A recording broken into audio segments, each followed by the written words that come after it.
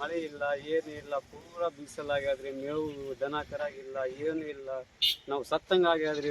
ಸಾಲ ಸಪ್ತ ಮಾಡಿ ಎಲ್ಲ ಪೂರಾ ಏನಿಲ್ರಿ. ಬೆಂಗಳೂರು ಬಾಂಬೆ ಹೋದಂಗ ಪರಿಸ್ಥಿತಿ ಆಗ್ಯಾದ್ರಿ. ಏನ್ ಮಾಡ್ಬೇಕು? ಪೂರಾ ಏನೂ ಇಲ್ಲ. ಪೂರಾ ಬಾಂಬೆ ಹೋಗೋದ ಪರಿಸ್ಥಿತಿ ಆಗ್ತದೆ, ಬೆಂಗಳೂರು ಹೋಗೋದ್ ಪರಿಸ್ಥಿತಿ ಆಗ್ಯಾದ್ರಿ. ಏನಾಗ್ತದ ಮಳಿ ಬಂದಿಲ್ಲ ಅಂದ್ರೆ ಹಿಂಗೆ? ನಮಗೆ ಏನನ್ನೇ ಪರಿಹಾರ ಕೊಡ್ಬೇಕು, ಏನನ್ನೇ ಕೊಡ್ಬೇಕು. ನಮಗೆ ಇಲ್ಲ ಅಂದ್ರೆ ಸತ್ತು ಹೋಗ್ತೀವಿ. ಯಾದಗಿರಿ ಜಿಲ್ಲೆಯಲ್ಲಿ ಹೋದ್ ಸಲ ವರ್ಣ ಆರ್ಭಟದಿಂದ ರೈತರು ಕಂಗಾಲಾಗಿದ್ರು, ಅತಿವೃಷ್ಟಿಯಿಂದ ರೈತರು ಸಂಕಷ್ಟದಲ್ಲಿದ್ರು.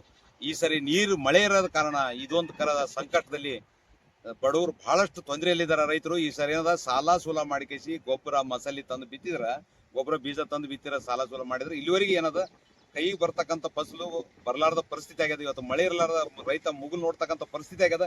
ಈ ಬೆಳಿ ಬಂದ್ರು ಬರ್ಲಾರ್ದಂಗೆ ಇವಾಗ 2 ತಿಂಗಳಲ್ಲಿ ಬರೋಂಥ ಬೆಳಿ ಇವತ್ತ ಏನಾಗದ, ಏನು ಬೆಳೆ ಬೆಳೆಯಲಾರ್ದೆ ಇವತ್ತ ರೈತರು ಏನದ ಕಾಟಾಚಾರಕ್ಕೆ ಅವರು ಸಮಾಧಾನಕ್ಕೆ ಸುಮ್ಮನೆ ಬಂದು ಚೆಟ್ಟೆಕ್ಕಂತ ಹತ್ತೆಕ್ಕಂತ ಇವಾಗ ಬರ್ತದ ಅವಾಗ ಬರ್ತಂತ ಕೈತಕ್ಕಂಥ ವ್ಯವಸ್ಥೆ ಆಗ್ಯದ. ಮಾನ್ಯ ಮುಖ್ಯಮಂತ್ರಿಗಳು ತಕ್ಷಣ ಎಚ್ಚೆತ್ಕೊಂಡು ಎಕರೆಗೆ 20,000 50,000 ಪರಿಹಾರ ಕೊಡಬೇಕು ಮತ್ತು ಬರಗಾಲ ಅಂತ ಘೋಷಣೆ ಮಾಡಬೇಕು. ದನ ಕರುಗಳಿಗೆ ಮೇವಿನ ವ್ಯವಸ್ಥೆ ಮಾಡಬೇಕು. ಇದು ಮೇವು ತಿನ್ಲಕ್ನಾಗಲ್ಲ.